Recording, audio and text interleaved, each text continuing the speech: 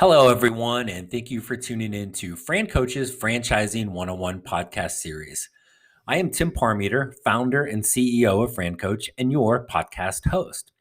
Today, we are going to talk about why someone might want to become a franchise owner.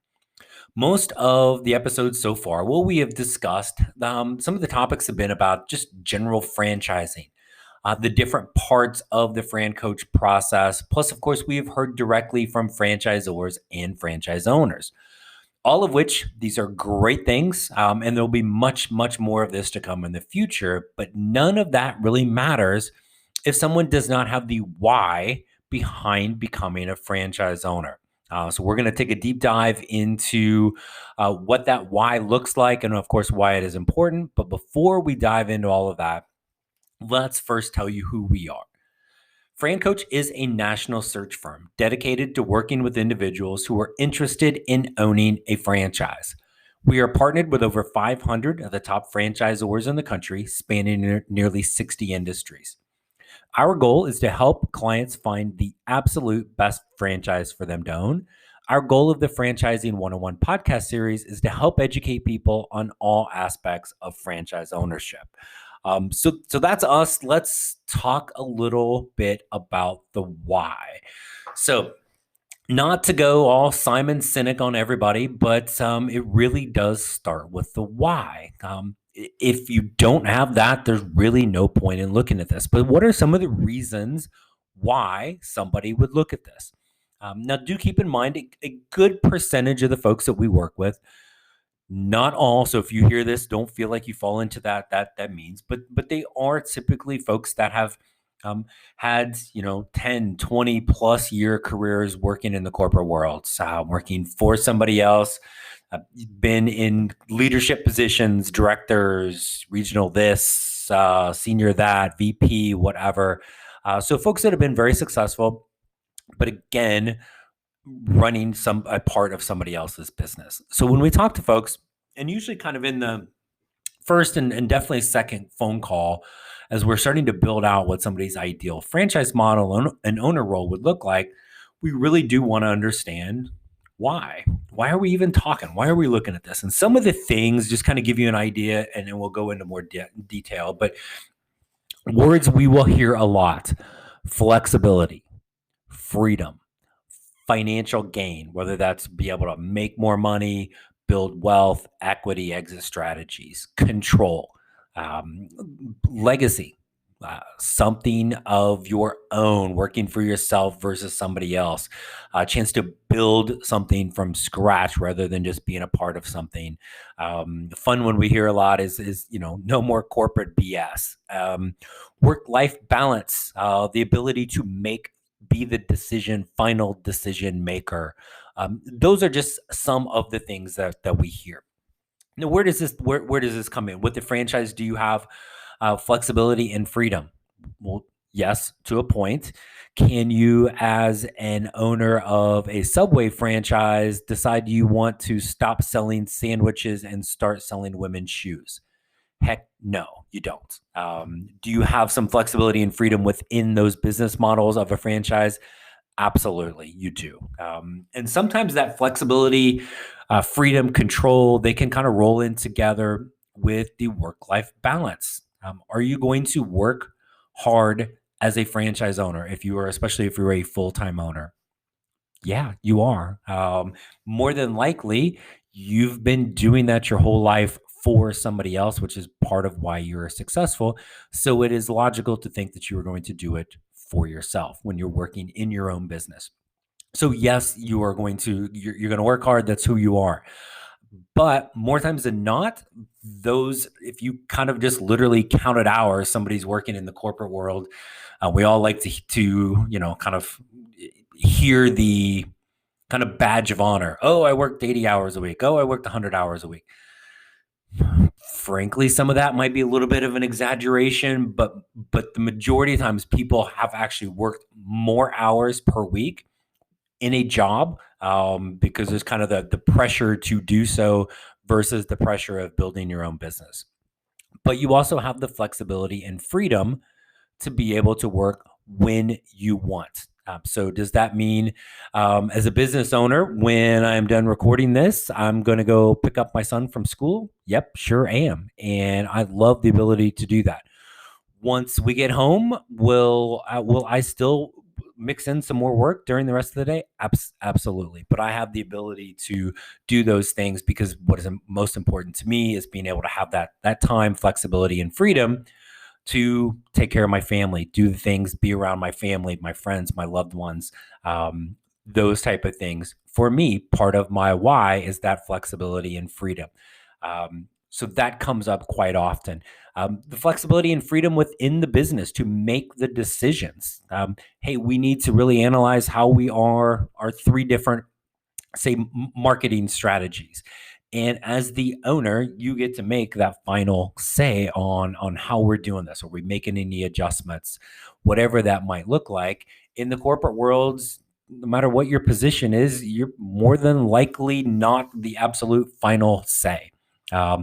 The control to work as long as you want in that current role. As an employee, we don't have that. It is very rare that somebody works one job, works there for their entire career, and then decides when they want to want to retire. That's very, leave it to Beaver-esque type of thing that just doesn't happen anymore. As a business owner, you get to control that. That's where, again, kind of that work-life balance, the ability to really build something from scratch. Now, it's not completely from scratch from a franchise standpoint. Your unit is from scratch. You're still following that overall plan of the franchise, but you get to build that. Your income, we're kind of back to the financial gain a little bit as we're building, right? Think of that. Everybody has different goals for two numbers: how much money we want and how much time we want to spend getting it. There's no wrong answer with this. So, but whatever that is, you have the opportunity to build your business up to it, to take home what you want out of the business. There's no ceiling on that. So if you are in a corporate job and you're like, I'm working too much, I would happily take a little less money to work half as much. Good luck with that conversation with your boss, because I got a hint. It's not going to go well. They're just going to show you the door. With your business, if you're okay making a little bit less than maybe other owners in your franchise, but that number meets your goal and it's also meeting your lifestyle goal, there is nothing wrong with it. You have control over what you just built. Now, on the flip, and again, let's be honest, there's not a ton of people out there going, well, I don't want to make a lot of money, but that really is a possibility. And there's some of the happiest franchise owners I've ever met are actually in that almost kind of bottom half of their particular franchise and how much money they're making. But it hit their goals of how much money they wanted and the time they spent. They built it to that. They had control over that. Now, the flip side is, at your job, work harder and make twice as much money. Not really going to happen. There is a ceiling on us in the corporate world. There is no ceiling on us in the ownership world. So as an owner, could one unit of a particular franchise meet your financial goals? Absolutely. But maybe once you've hit those goals, you're like, maybe there's a little bit more. So we look at ways, again, your control to build this and continue to build. Do we add on more staff? Do we take on another territory or another location? Do we add on further to that? You have the ability to continue to grow the business, to grow essentially kind of your empire. You want to go crazy? And we're in the middle of a 3-part series on scaling right now and how to do that. And so maybe that's multiple locations, maybe it's multiple territories, maybe you add an additional franchise. You'd be amazed at how many people own multiple brands. I've got 3 of franchise number 1. I've got 2 of franchise number 2, and I just started one of franchise number 3. You really, again, have the control to build that type of business and that type of empire. Then that falls back to, frankly, one of my favorite ones for this is the legacy. So, I don't care how great of an employee you are not going to just automatically be able to legacy your vice president position to your kid when you're ready to retire. As a business owner, you can. You can have them involved in any way, shape, or form, whether that's the McDonald's owner that's going to have their teenage kid start out by making French fries. Awesome, right? Be able to do that. Be able to eventually be involved in the business and whatever that looks like, and eventually take it over. We cannot, in any way, shape, or form, do that as an employee, but you can as a business owner. The other piece of legacy that I think is important, and frankly, I don't know that I even realized until till becoming a business owner, and as my 7-year-old started to grow and be a little bit more aware of things, um, our kids now get to see there is another way. There is nothing wrong with people, and certainly how I was raised, and a lot of people out there was raised in the mindset of go to college, get your degree, go get your job, work till you're 65, get your pension and your gold watch. Okay, well, again, that doesn't happen very often, but there's certainly nothing wrong with going to get an education, get a degree, get a couple degrees, go work for somebody, go have a career. Nothing wrong with that at all. But our children, when we are owners, they also see there is another way. Want to go get a degree, get a job? Awesome. If you want to do something on your own, there is a way. Whether it is our kids come into the business we have, maybe it inspires them to do something on their own, whether it's a startup, a franchise of their own, whatever. We're actually giving them another path and educating them on more ways in which they can create their path in their future. And to me, that's one of the coolest things is as a father and a business owner, my son knows go do well in school, go get a degree, go get jobs, whatever.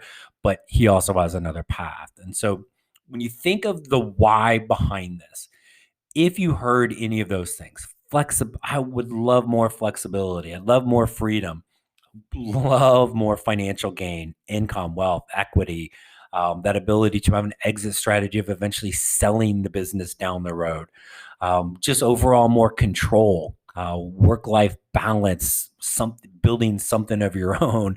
If any of those things resonates with you, then this is something we should be exploring.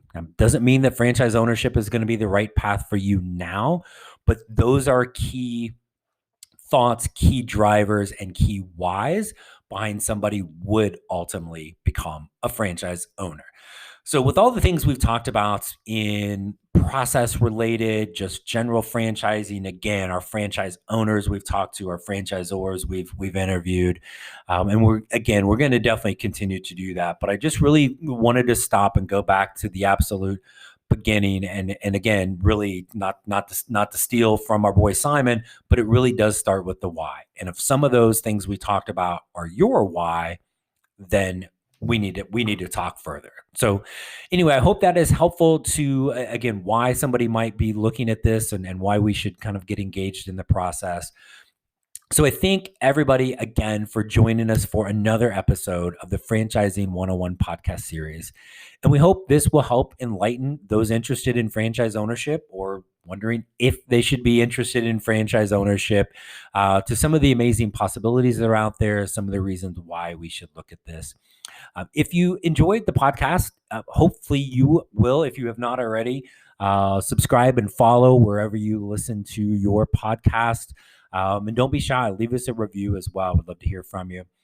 If you would like to learn more about potentially becoming a franchise owner, if one of those whys resonated with you, then click the link in your podcast window to schedule a call, or you can find us online at francoach.net. There's never, ever any fee for our service. So we encourage you to take that first step today to help create your better tomorrow. Thanks everyone for tuning in. Stay safe, and we look forward to connecting very soon.